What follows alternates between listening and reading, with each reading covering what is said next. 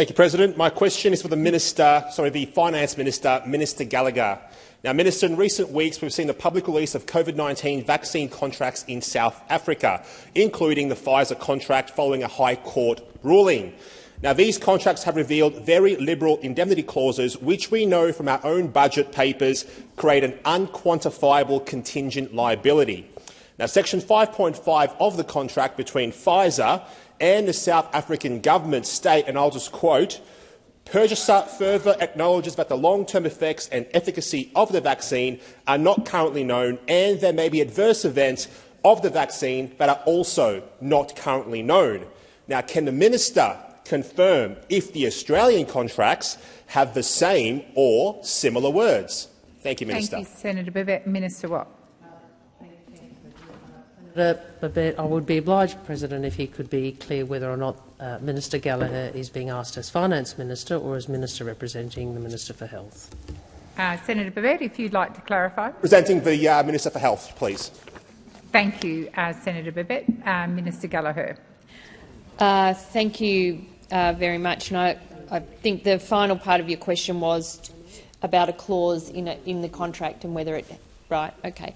So those contracts are commercial in confidence, and I do note in the South African case that Senator Babet refers to was as a result of a High Court decision in South Africa, where a matter was taken to court by the Health Justice Initiative, seeking access to those documents that the government was not in a position prior to that case to release that information because of the nature with which those contracts were entered into.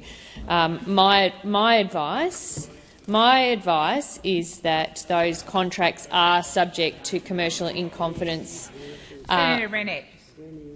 requirements, and so the government isn't in a position to release the contents of those contracts, but members will know. Well, these were contracts that were entered into under your government, Senator Canavan. So we weren't negotiating those contracts, but now that we are in government, we are bound by the requirements of those contracts. And I would remind people that those contracts were signed at the beginning of a pandemic where there was a lot of uncertainty about what was happening, and also the fact that there was a lot of people dying who were unvaccinated from the COVID virus. And so in procuring, I don't think Australia is any different to the arrangements that happened across the world, where governments entered into contracts with pharmaceutical companies to secure access to vaccines for their populations, to ensure their populations were vaccinated against a disease that was killing hundreds of thousands of people around the world. No, I'm not in a position to confirm that. Senator Babet, first supplementary. Minister, I accept when you say that things like the pricing arrangements might be commercial in confidence. That makes sense. However, surely what the government acknowledged around safety and efficacy is not commercial in confidence and must be released to the Australian public. Now, Minister, we do have individuals in this country who have been injured by these vaccines. Don't you think you and your government owe it to these people to come clean and release the Pfizer contracts, Minister? Thank you, Senator Babet. Minister Gallagher. Thank you very much. And as I said, I'm not in a position to release the contracts that Senator Rennick, your government, entered into when it was in power.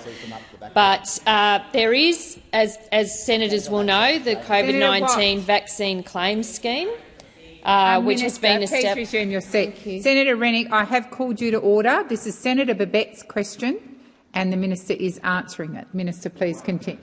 Minister, please resume your seat. Senator Rennick, when you're called to order, you come to order. Minister, please continue. Thank you. That the vaccine claims scheme, which has been established, was to ensure that people who did suffer a recognised adverse event as a direct result of the COVID-19 vaccine have faster access to compensation than a costly and complex court process. So I think that does acknowledge that there were a number of citizens that did have an adverse event and that there was a claim scheme put in place. Over $11 million has been paid to date under that vaccine claim scheme. Senator Rennick. Thank you, Minister, please President. continue. As senators will know, the scheme is demand-driven, meaning all eligible applicants will be paid Thank you, regardless Minister. of The how time much. for answering has expired. Senator Babet, second supplementary. Thank you, President. Now, Minister, your party has promised to be transparent, promised to be a transparent government. And you know what? You weren't even in government at the time that these contracts were signed. We all know that. You weren't the finance minister or the health minister. In fact, it could have been the member for Cook who signed these contracts. We don't know. We don't know. But the Australian public deserves to know. Now, Minister, at the very least, will you commit to releasing a redacted version of these contracts, a redacted version? Minister, thank you. Thank you, Senator Babet. Minister Gallagher. Thank you. Well, while the member for Cook was the Treasurer, the Finance Minister, the Health Minister, I don't believe at the time. I don't believe that he would have signed these contracts, as that would have occurred at the public service level. But regardless, I mean, governments engage in contracts across the board. It's not just around vaccine arrangements, and where there are requirements that those contracts be kept confidential, I would say, regardless of a change of government, governments are bound by those contracts. So, I think you all come to estimates, you all ask questions around this matter. I'm sure that will continue.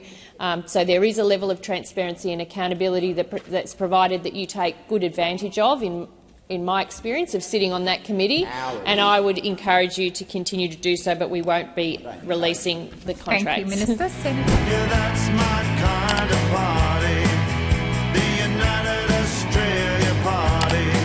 So sound the starting gun, you know.